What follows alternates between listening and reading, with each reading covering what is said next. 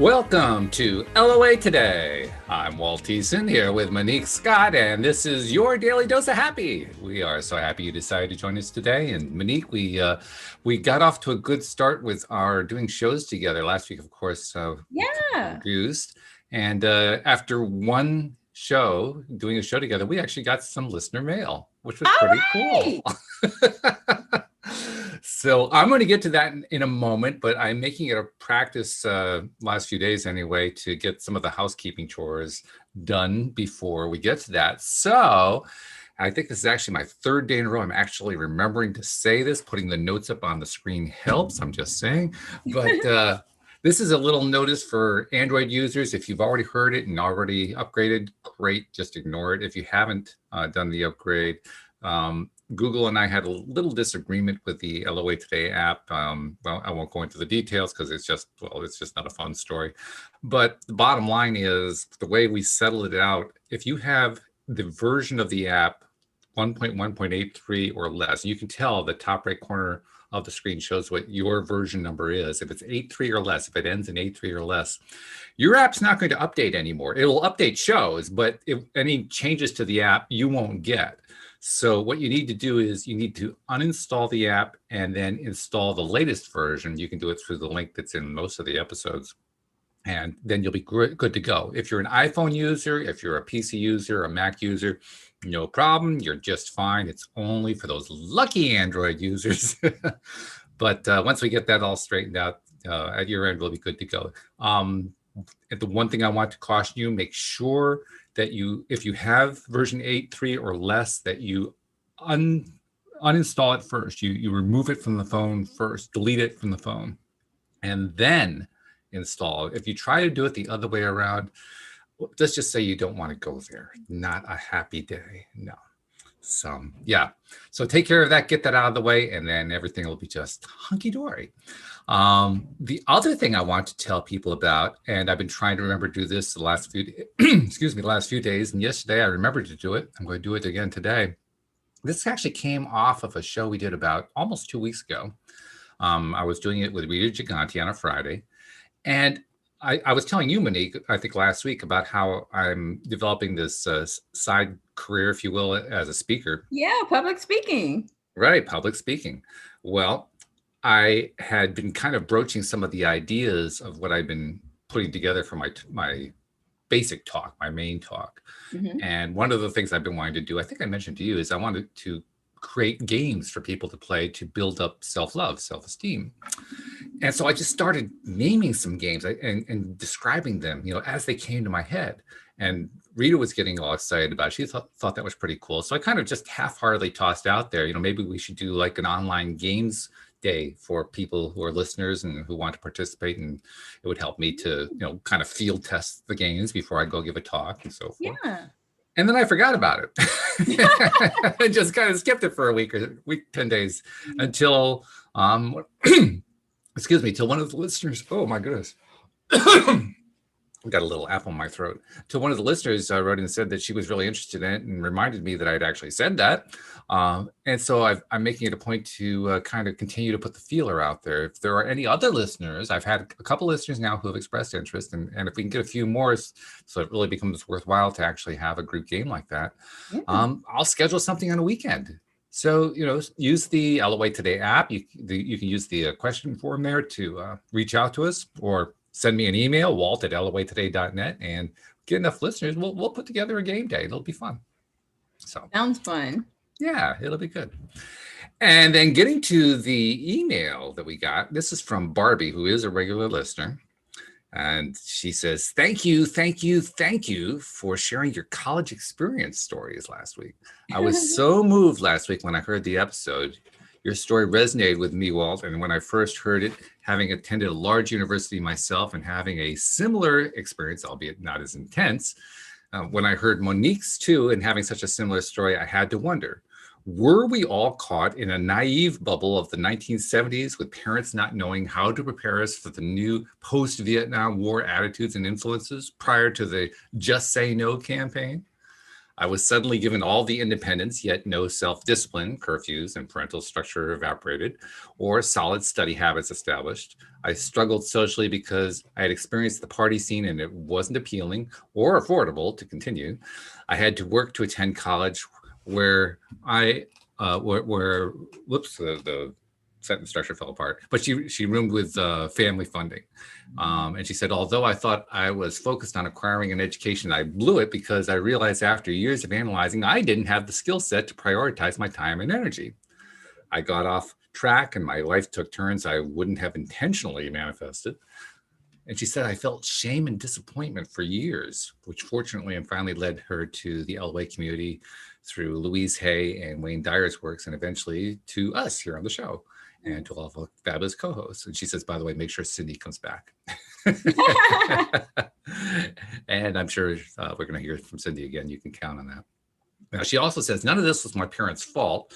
They definitely did all that they knew how to do, but I've learned since, I believe if I had heard what you intend to share with these young people, well, my life would have been very different. Trust me, it's by no means bad, as I learned in the last 8+ years how to manifest and accept this or something better, and to find joy in the avenues my life has traveled. But I believe I would have had a more direct route to my happiness.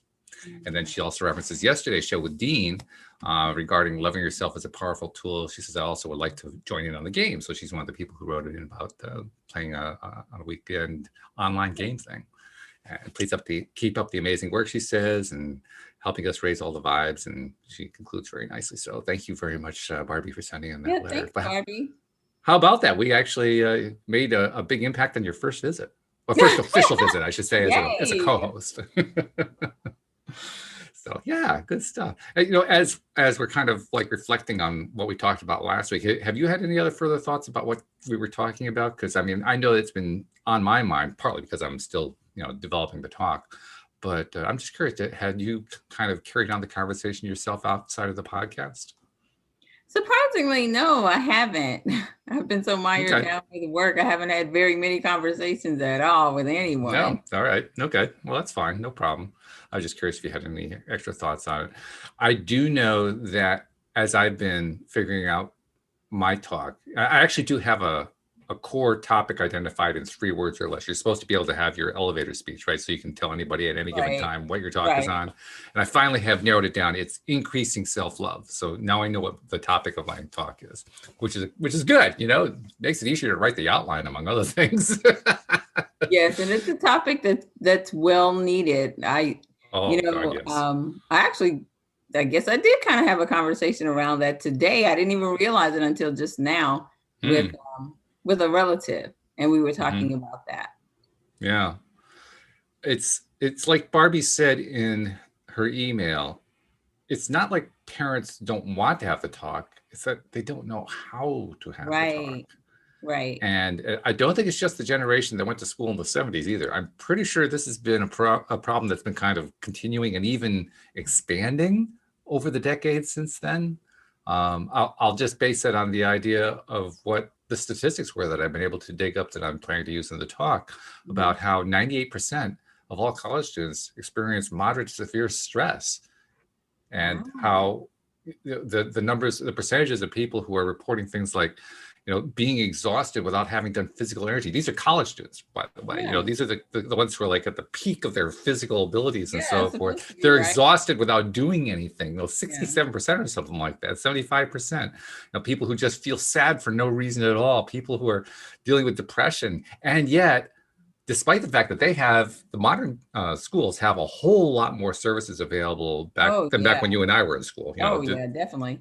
But even then, only about 1/3 of the ones who have experienced these problems are actually seeking help.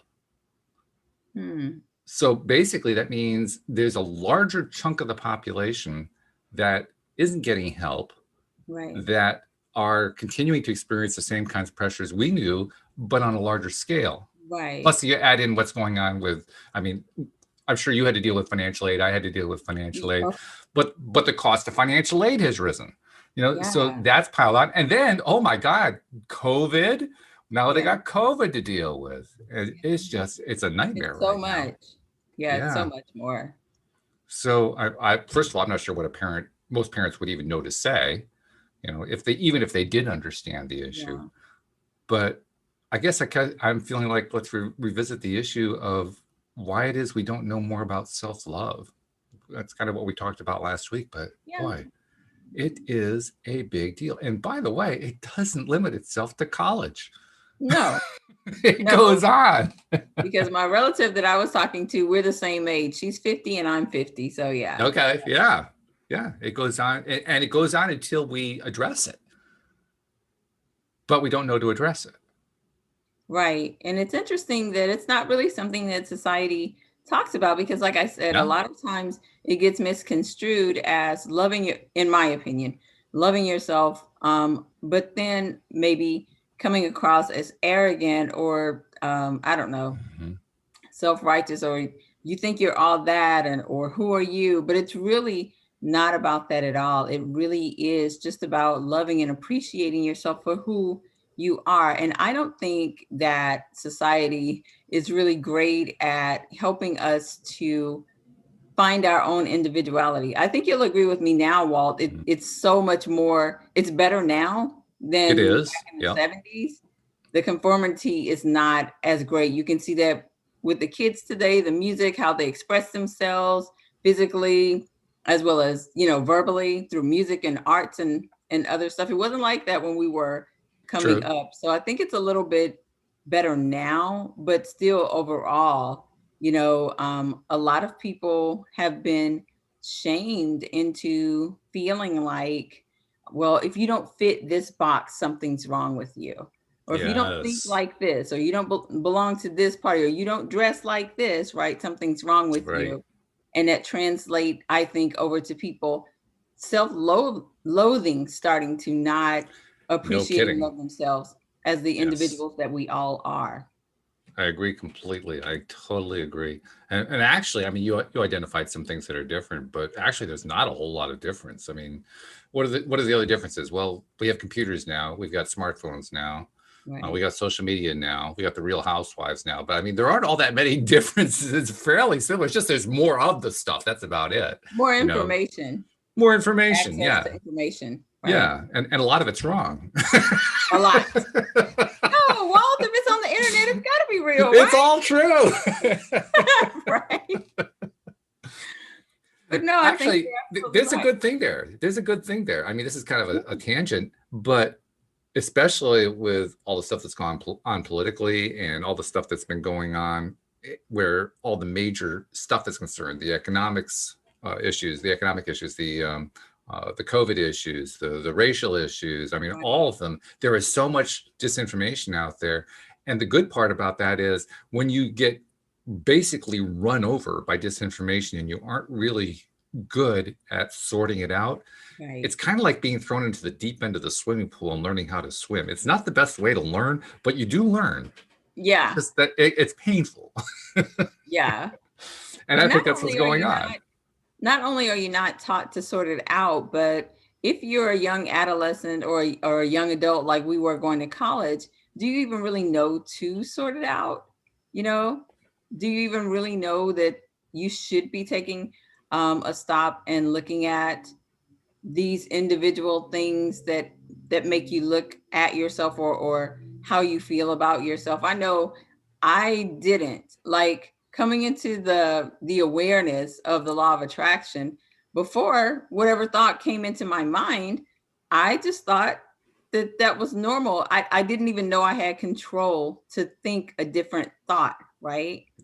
So thinking about it that way, do kids, young adults rather, do they even know how to decipher all this incoming information that they're internalizing that may make them feel less than, may make them feel not worthy, and just not love themselves? Especially, unfortunately, if you're in a family that's not inclusive or accepting, if your sexuality, or maybe you're biracial or whatever, right?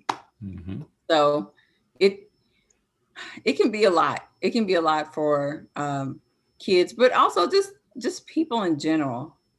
It is a lot. Trying to I do mean, it. I don't know about you. I think it's even more basic than knowing how to do it. I think it's knowing that you can do it and to Right. do it. Exactly. It wasn't even on my radar for years. Like, oh, that's actually a possibility. You could actually do that. That was not on my radar at all. Yeah, it was never on my radar until I No. became an adult, like in my Yeah. 40s. Yeah. Hmm. Well, good for you for getting it done by your 40s. Took me to my 50s. So, Well, I'm not far behind. yeah, right. But oh my goodness, yeah, it is a big, big deal. And It is. actually, I've been thinking already. I mean, I'm planning to reach out to do colleges, universities, and so forth, Oh, I think because that's amazing. I think that's where the biggest need is. But it's also occurring to me this is something that is needed everywhere. So I'm thinking like reach out to corporations, reach out to anybody who has any kind of Yeah. organization. There are all kinds of organizations out there that do events of various kinds.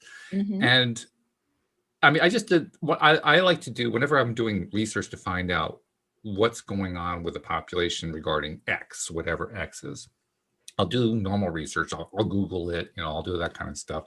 But once I've kind of narrowed it down to where I think my conclusions are leading to, I'll actually go on to Facebook to the ad manager as if I were going to set up an ad to see what do I find there in terms of where, because you can narrow down audience there. That's the tool that I'm using. So I'm trying to find out how many people have an interest in, say, the topic of anxiety or depression or any of these other things that are basically about not having that kind of control.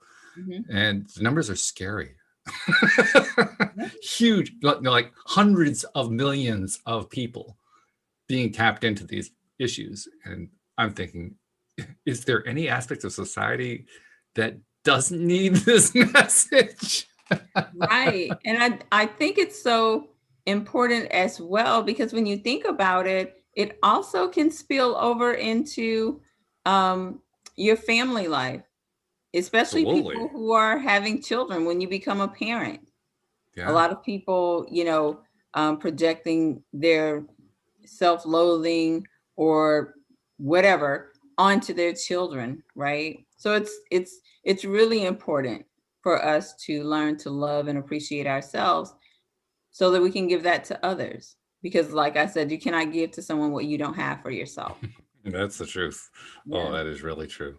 Now, on the plus side, the good news is there are communities like this one, like the spiritual / law of attraction / fill in the blank community, where we're becoming pretty aware of this. There are a lot of people in this community who are recognizing the importance and the value of building self-value, self-confidence, self-love, and so forth.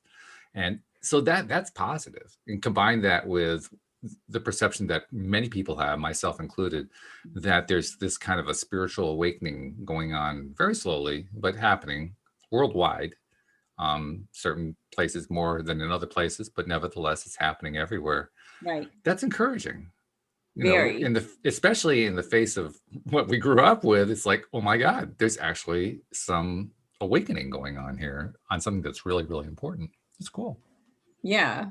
That's part of what I love about manifestation as well, or the law of attraction. Part of how I use it with my clients is kind of like on a personal development, I guess, if you will, just learning to love yourself and knowing that anything that you wish or you desire to manifest, you're absolutely worthy. You can have it, it's not out of your reach, and there's no reason why you shouldn't, as long as it's a good thing, and, you're wanting to help mankind, why not? Right? Yeah, sure. Why not? Well, and you mentioned the fact you're doing stuff with your clients, and it clicked in my head. Oh yeah, she's probably dealing with this issue pretty regularly because so many people are evidencing it, giving indications that it is an issue for them. Where do you see it show up most often? Do you see it show up in like particular topic areas or particular needs areas or something like that? How do you see it showing up with clients? With my clients, I mostly see it showing up as worthiness, right? So not feeling like, let's say they want to manifest a new car or a new home or something that they kind of feel might be out of reach, or, oh my gosh, that's so much, right? So then I see that they have an issue about, well, do I deserve that? Am I worthy to have that? Somebody like me, as if somehow they're not deserving of it, or like they're Mm-hmm. less than, and someone else should have it. That's mostly where I see it show up, which is why I've pretty much put that personal development. I just call it personal development, but it is self-love and self-worthiness inside of my program, because it's I only coach women, and that's a Mm-hmm. huge thing with us, Okay. definitely, because we're So, so used to putting a lot of people ahead of us, our spouse, yeah. our children, family, work, whatever, right? And us Mm-hmm. being last. So I really Yeah. try to work on that piece. How do you go about it in your personal development program? I mean, what's your approach that you take to educate your clients? Well, the first thing I do is I kind of have what I call, it's like a little mini clarity course. And there's like 6 major areas that I have like a worksheet for them to go through.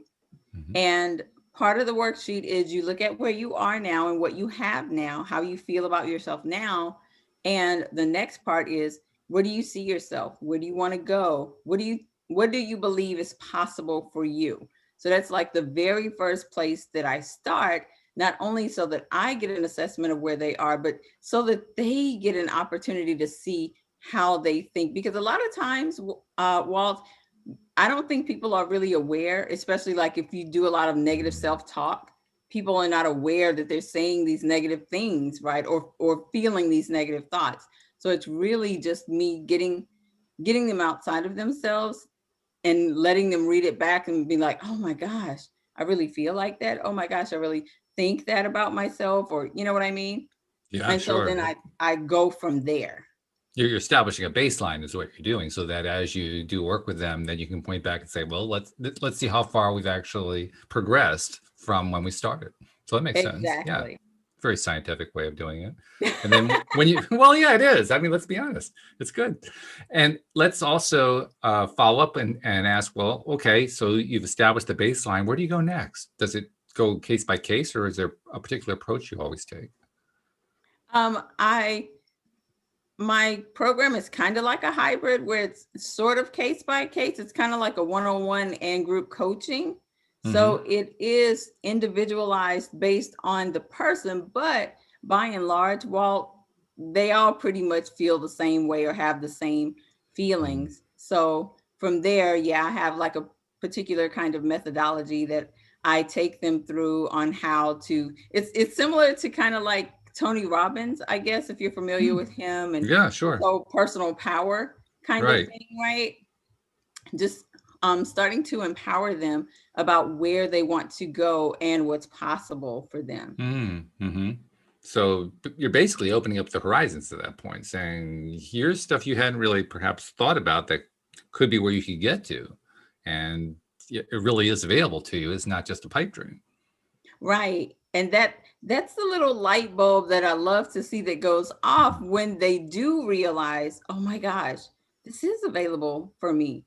And I Mm-hmm. think for my client, one, because I'm older, two, I've changed my life, so to speak, so late in life, if you will. I'm not some 20 or 30-year-old, right? Yeah, Who right. decided to move to Miami and quit my job and start a business, right? But they get a chance to see these things are possible for you. I mean, just yesterday I went to go and test drive my next car, the Infinity Q60, right? Okay.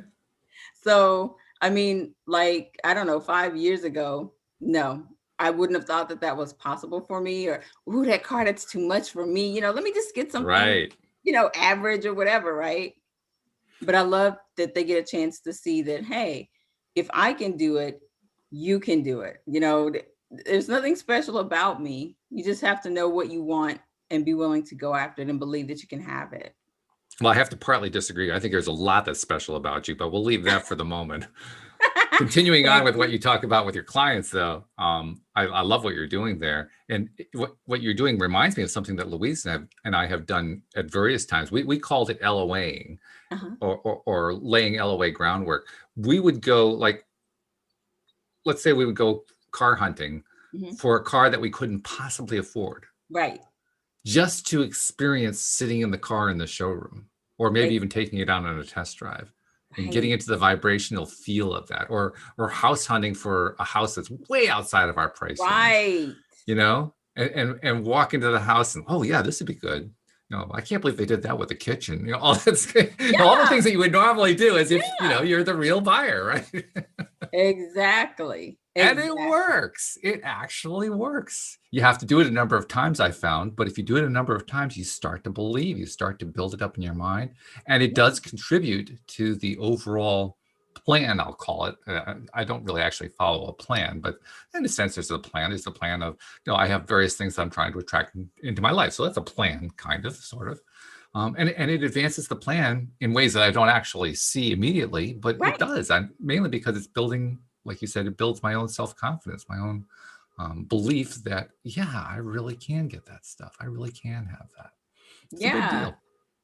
So I like the fact that you're talking about that. Inside my program, because that's exactly what I have them do.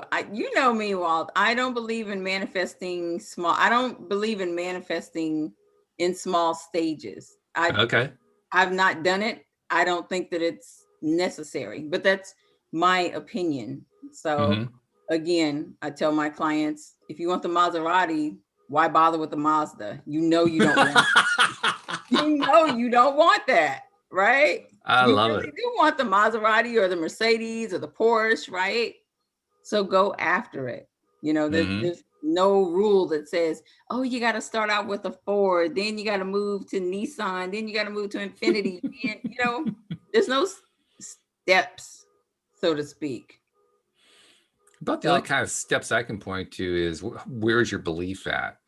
If you don't have belief, if your belief is so low that you're actually convinced it's not going to happen, right. and so therefore you're going to be in a position of lack, well, that's probably not a good path to be on. No. But as long as you're not on that path, go for the Maserati, right? Why not? Go for it. Have a good time. You only get one life. Well, one of the things you might find is that you actually don't like the Maserati, you like the Jag better. I mean, whatever. I have a client who's she's manifesting a Jaguar right now, because that's what she really knows, right? Okay.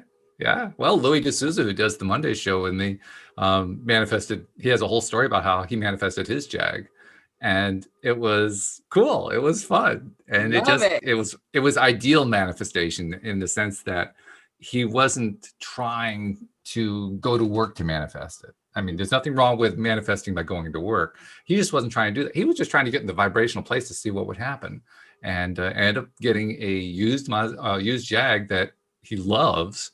In fact, he talks about it like once every 3 or 4 shows. He just goes on and on about the Jag and what he's been doing with it lately, and how he loves all the special features. He keeps finding new features he didn't know existed before and things like that. Yeah.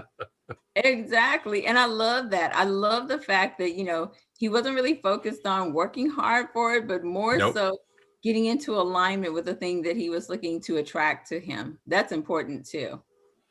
By the way, you'll be interested to know that attracting, manifesting Jags in particular is an ongoing theme here on the show. Really? Louis is not the first co-host to have manifested not one, but multiple Jaguars. Really? I'm not kidding. Maybe I should switch from the Infinity to the Jag. Well, hey, it comes down to what you love. So if you love it, sure, why not? Go for it. Right.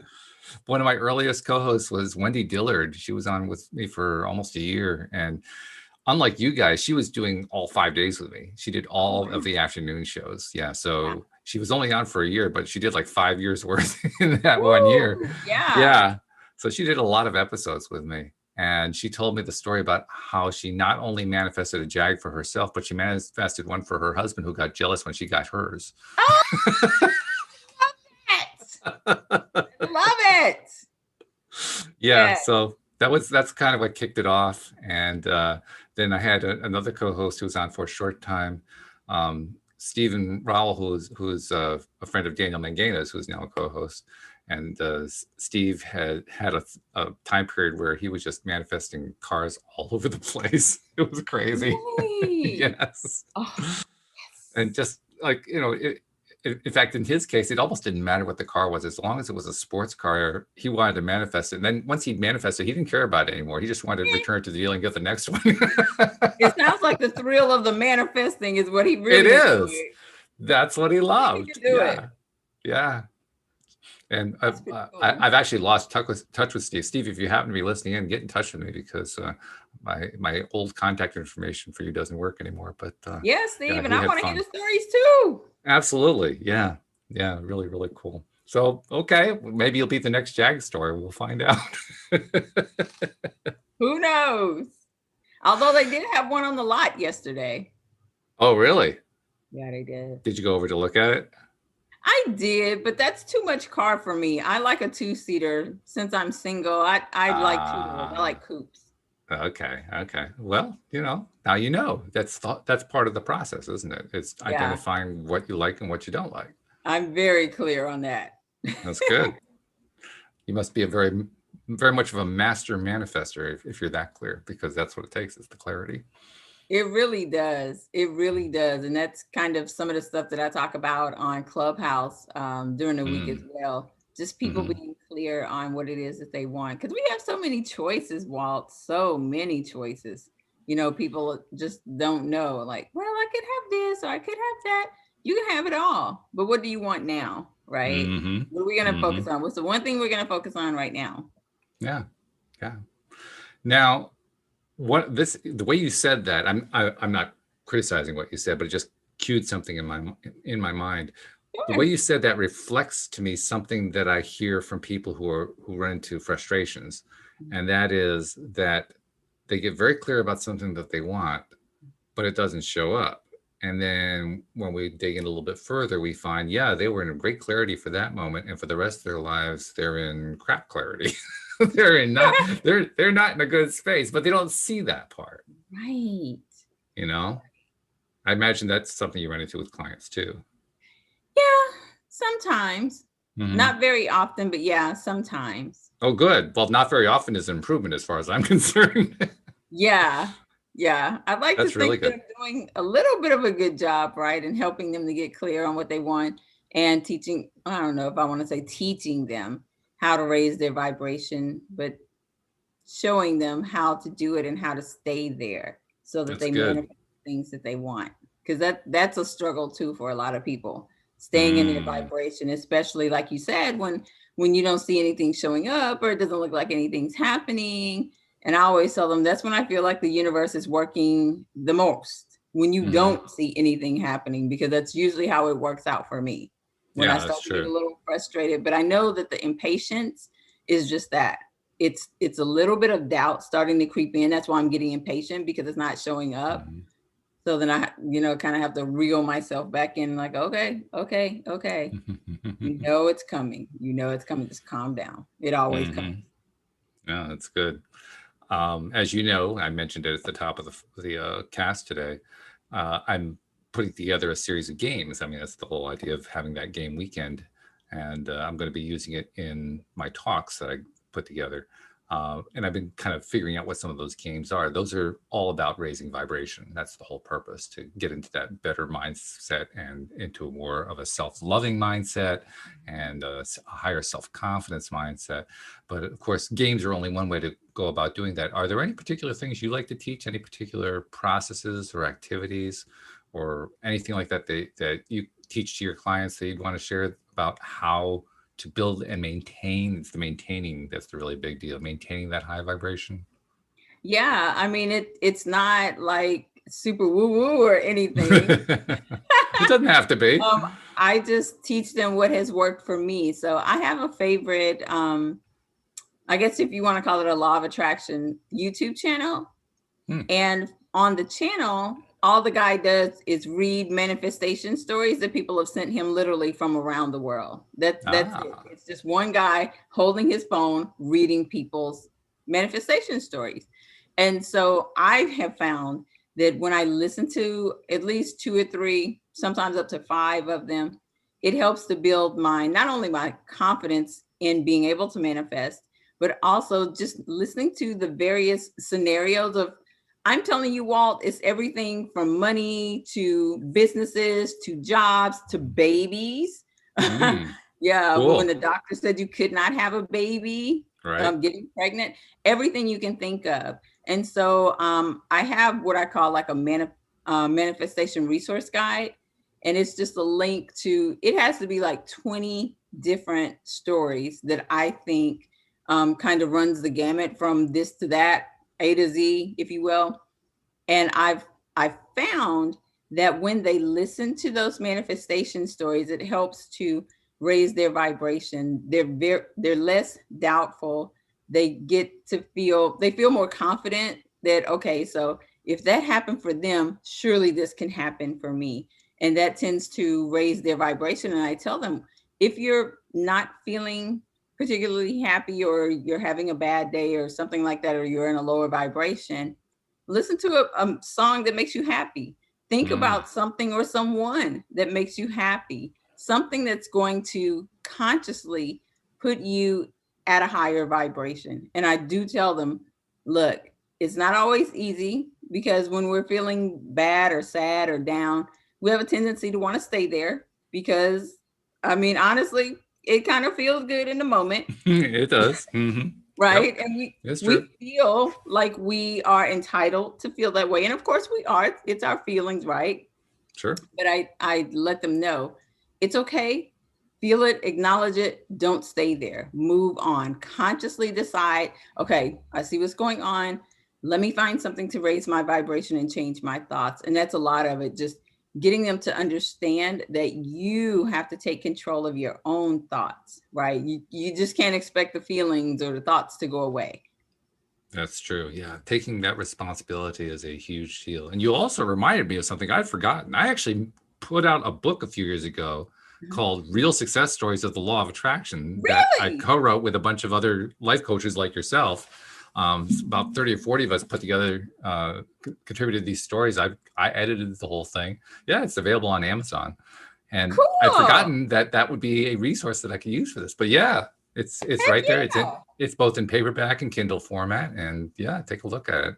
Yeah, you should put the link in the show notes for sure. Sure. Yeah, I'll be glad to do that.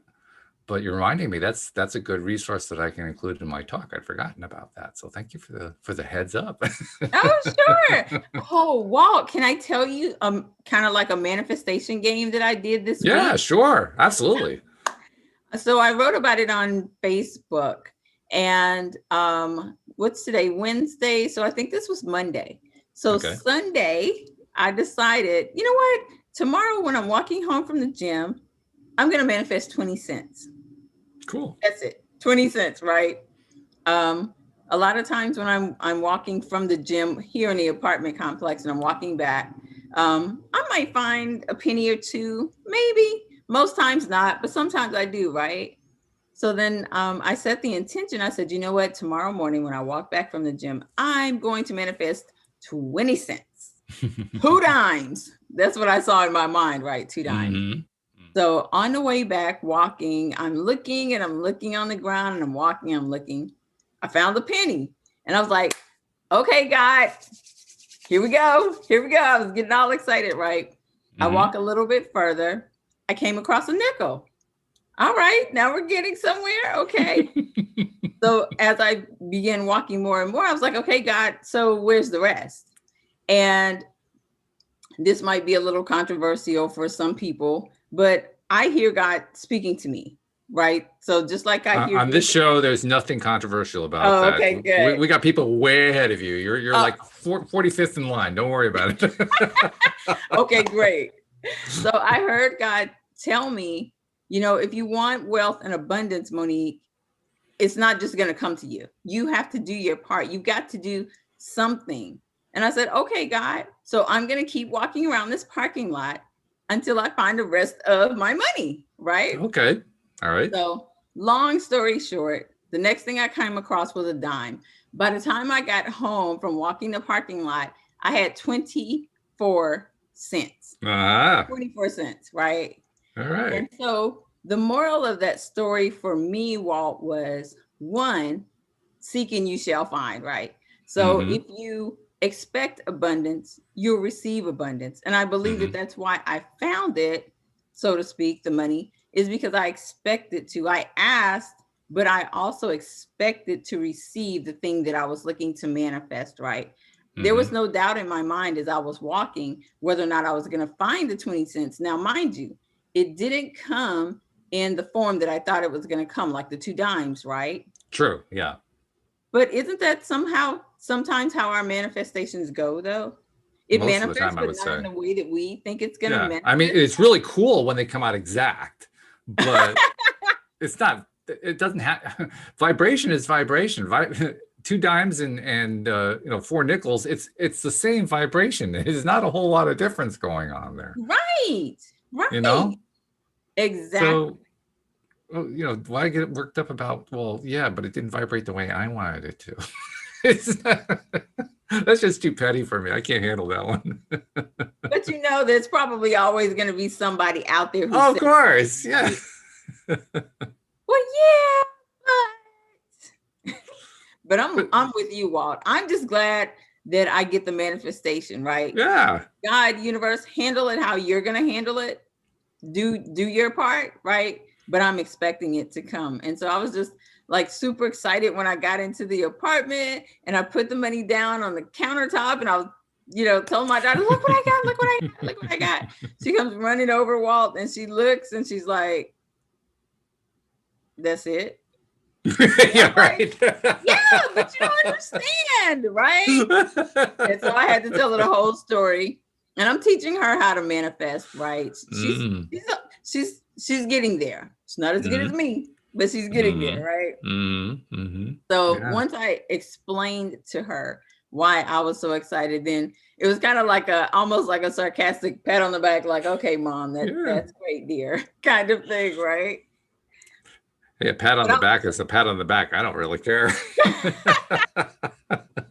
but I was super excited. And that just, those are the types of little manifestation games that I like to That's play good. sometimes, right? Just to kind of That's keep me well, it's sharp. reminiscent of Dan Mangaina's ebook, The Money Game. It's basically attracting fun money, money that just kind of appears out of thin air. You don't set a deadline on it. You simply set the intention of X amount or more, and you start with a small amount. It can be as small as, like you said, 20 cents. I decided to start playing it last August, and I got through phase one this past Tuesday. Uh-huh. Not yesterday, but a week ago Tuesday. Okay. It's broken up into 3 phases. Each phase has 5 different asks, Okay. and I completed my first 5 asks. And listeners will tell you one of my challenges is that I have a tendency to get what I'm asking for and fail to make the connection that I asked for this thing that showed up. So Really? money will show up. Oh yeah, okay, I got a check from somebody, and I'll dismiss the idea that I'd actually requested that an amount or more, and that check matched that amount. Never Wow. mind that it was out of thin air and I didn't expect it. I just kind of forget about it. Right. And then I'm doing the show with Daniel, and I'm saying, "Oh my God, I just realized I manifested one of my things. I forgot." Right. That's because But you're so independently wealthy that when money comes to you, you I just don't think guess about it. Wow. it's like my friend Joel, who was a co-host for a number of years. I've told this story a few times lately. He had a client who literally is a billionaire, and they were doing a session one time by phone, and the guy was sitting at his desk, and he picked up a paper and, oh, okay, and put it down. Joel said, "What's that all about?" He says, "Oh, it's just a $17 million dividend check I forgot about." Wow. Oh, okay. Yeah. Perspective is everything, right? You're a billionaire. Right. What's 17 million to you? It's nothing. Right. We got So that down. I'll deposit it. Yeah. Yeah, I get around to it. Right. Perspective is everything. It really is. But And cool. Okay. Well, thanks for sharing that. That's good. That's really good. I yeah, like that's a anything that fun little can, thing. yeah, anything that adds to the list. I mean, the list keeps growing of all the different things that I can include in my talks, but just having them available, well, it's like doing it here on the show. I mean, having the stuff that you guys feed to me, that becomes part of my toolbox. And the more my toolbox gets bigger, the more things that I can do.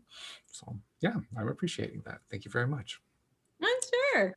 that's part of the fun of doing this project. I mean, I don't know what's going to happen. I don't know if I'm going to become a really successful speaker or if I'm even going to like it once I start doing it. I think I probably will like it. I like Yeah, doing the I think you podcast. will. So, kind of A leads to B, but you never really know.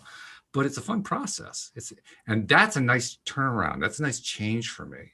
Because Mhm, I've launched lots of little projects over the years. A lot mhm. of them with the intention of making money. Some of them without the intention of making money. Like Elevate Today, I had no intention of money making. I just did the project because I liked the project.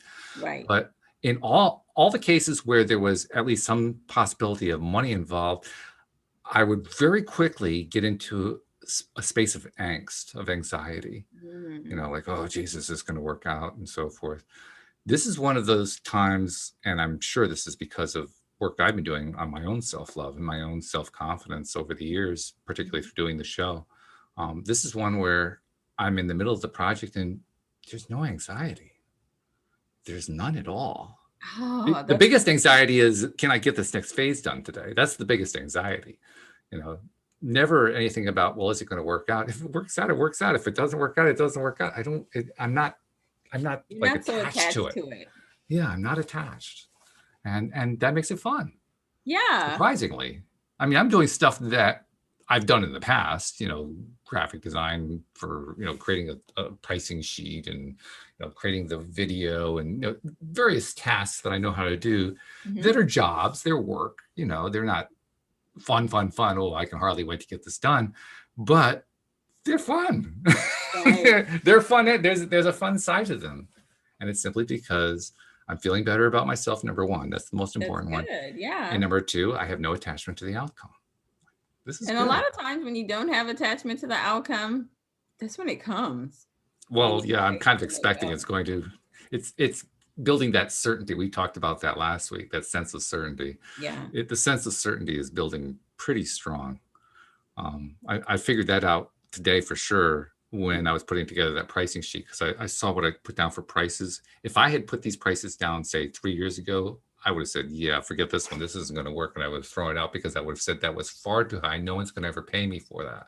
You Right. know, Today I put down the prices. I said, yeah, I'm worth that. And literally I meant that. That wasn't something I was trying to convince myself of. It's like, yeah, I'm really This is worth what the that. price is. Yeah, like, holy crap. Boy, do I Mhm. have a high opinion of myself. I mean,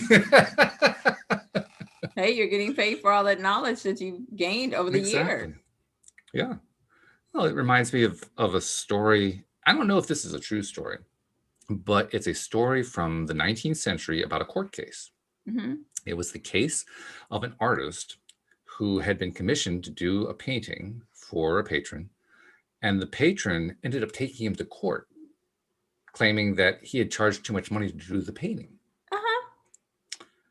Well, they got into the courtroom, and the patron made his complaint to the judge and presented his evidence. And here's what the other painters are charging, and Oh. yada, yada, yada, all this stuff. And I don't know what the exact number was. I'll say $10,000 because that would have been a huge amount of money for that time Yeah. period. Yeah. So let's just say it was 10,000. And so after he's done, the judge turns to the defendant, to the painter, to the artist, and says, well, what do you have to say for yourself? And the artist says, well, Your Honor, um, the plaintiff was complaining that the amount of money, among other things, the amount of money I'm charging was far too high for an hourly rate, that the number of hours I actually put in to do the painting is not justified by the price and so forth. Mhm. But I want to point out to him something that he's overlooked. I didn't charge him for the number of hours it took me to do the painting. I charged him for the lifetime it took to learn how to do the painting. And Yes. he won the case. He won the case. Yeah. Yeah. Yeah. I've always remembered that story because we don't tend to value properly all of the lessons that we learn in life, including the hard knocks lessons, the ones that Mhm. knock some sense into our heads or teach us Yeah. something that we really didn't want to learn in this other context, but in that context, it actually turns out to be something valuable to us. You know, we undervalue all that stuff very, very easily. Another Oh, reason, I yeah. suppose, why it's important to improve our self-love, right? Most definitely, because when you do improve your self-love, if you have a business like you and I or Daniel or any of your other, co-hosts, then you understand just what the artist said. It's not necessarily that the client is paying for, I don't know, the 8 weeks, 6 weeks, 3 months worth of coaching. It's the lifetime or the years that it has taken you to gain the knowledge to be able to get them where they need to go, right? Mm-hmm. It's Yeah. the intellectual property almost, in other words, that they're paying for, not necessarily the time period that they're spending with you. I mean, look at Tony Robbins. That's why he gets paid. Mm-hmm. He gets paid, right? Right. Yeah. Because you're paying for his experience. You're paying for the knowledge that he acquired over that experience too. Right. That knowledge is really, how do you put a price on something that changes your life? And that's why, honestly, Walt, when I decided to go to the next price point in my coaching, that's exactly how I look at it. What I'm doing is I'm helping someone change their life, not right now, but for the rest of your life. Yeah. Completely for the rest of your life. So to me, that's a drop in the bucket compared to, you can take what I teach you and manifest millions of dollars, but you've only paid me thousands, right? Mm-hmm. Mm-hmm. Yeah, it makes a difference. Millions on millions, right? You can win the lottery. People do all the time. It does happen. Yeah. Yeah. I don't recommend starting there, but yeah, I'm not a lottery person either. I'll play the lottery. I mean, there was that big jackpot, so I bought a $2 ticket, and I didn't worry about what happened one way or another. I didn't win it. That was okay. No big deal. But that's the limit. I don't go nuts. I'm not buying a ticket every week and all that kind of stuff. No. Doing all that kind of thing. That was just some fun money, spend $2, why not? Yeah. And actually, it was useful. I did get value out of it, by the way, even though I didn't win the lottery. Mm-hmm. The value I got is I took advantage of the fact that I bought the ticket, and I started imagining what it would be like if I had won the lottery. Ooh. Yeah. I like that. So I was practicing imagining, and it was real because I had my $2 on the line, right? Right. All $2 of it. But but it was real. It was as real as the 24 cents you picked up off the parking lot. It didn't matter what the amount was. What mattered was the reality of it. Right. It made me conscious of what I was doing right then, right now, so to speak. Right now, as I'm in the place of, okay, I bought this ticket. Let's see if I can manifest. Let's see what I can do. And what it really meant was, let's see how clearly I can imagine this thing that I'm trying to draw into my life. Of course, I went way over the top, in terms of what I was going to do with it and how exciting it was going to be. But that's the whole point. Yeah, that's part of it. That's part of it. Yeah, just practicing that. I think that's probably the one thing that contributes more than anything else to developing self-love. Practicing using our imagination to create in our mind something that is not only really exciting, but we feel the excitement. Something that's not only a fabulous thing, but it feels fabulous. You can taste it, you can touch it, you can smell it. That's the skill. Because when we develop that skill, and I'm still learning that one, I imagine you probably are too. Once we really learn that skill, that's when manifestation happens, just like that. It's just instantaneous because all the resistance is gone. Right. You're absolutely right. And if you like Neville Goddard, like I do, he always says feeling is the secret. He truly believes that feeling is the secret to manifesting successfully. When you and it is. It's definitely the secret. It's how the imagining becomes real to yourself. Yeah. It's not just an abstraction anymore. And I help myself to get into that. I use aids, right? So if there's an apartment complex or an apartment that I am manifesting, like I'm currently manifesting a luxury apartment in Fort Lauderdale.